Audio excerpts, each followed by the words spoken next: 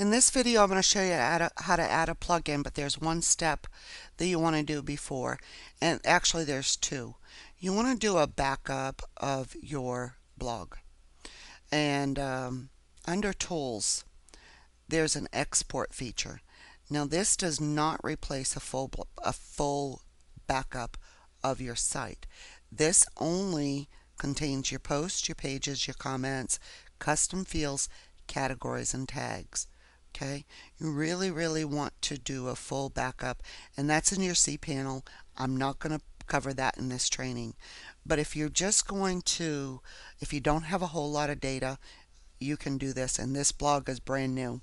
You want to back up all your authors and download the export file. This is a twofold function. Cool part about this is, let's say you wanted to move most of your blog or move your blog over to another blog site. You can use the export file that we just created and click on the import in another whole site to import that XML file. So you would just click on import. You can import it through Blogger, Blogroll, Blogware, all those wonderful things. Okay, so that's a great tool to have. Once you do that, now we're going to go up here. We've got at least an export of our site. Now we're going to add a new plugin. Again, this does not replace a full backup of your site. I've clicked on the Add New Plugin because what I want to do is I want to find a retweet plugin, and I use the Tweet Mimi plugin. So I'm going to do a search for plugins, and it's the first one. I knew which one I wanted, so I'm going to go ahead and click on the Install button. I'm going to read it. You may get a message that says this is not updated for your blog platform. If you feel pretty safe, you can go ahead and install now, but this is something you want to use, and be very careful when you do that. You can also FTP your plugins. I just choose to use the back office. I'm going to click on Activate the plugin.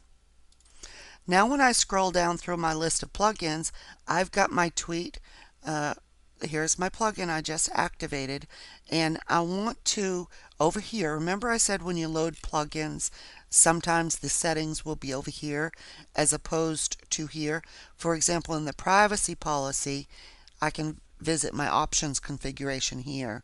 For this plugin that I loaded just now, the Tweet Mimi, it's here. So you just need to find that and see where it is. And this is where I get to choose where I want that tweet to show. Now this is going to be a capture page. I don't want a tweet button on my capture page because I'm trying to capture people's information. You can choose where you want your the Tweet Mimi. This is happens to be that. You'll want to put your Twitter name in here and a URL shortener if you belong to Awesome. You'll need an API key. I'm just using the default, so I'm not going to go out and do that, but you could. So on this particular plugin, I want to put my Twitter name in. Okay, and it says this is, please use your name, not RT and your @ symbol. So for this particular plugin, we're going to scroll down and we're going to save the changes. Now when we go to our blog, we have a retweet button, and that's what you want to see. You want to give folks the opportunity to tweet out your blog. That is how to add a plugin to your blog.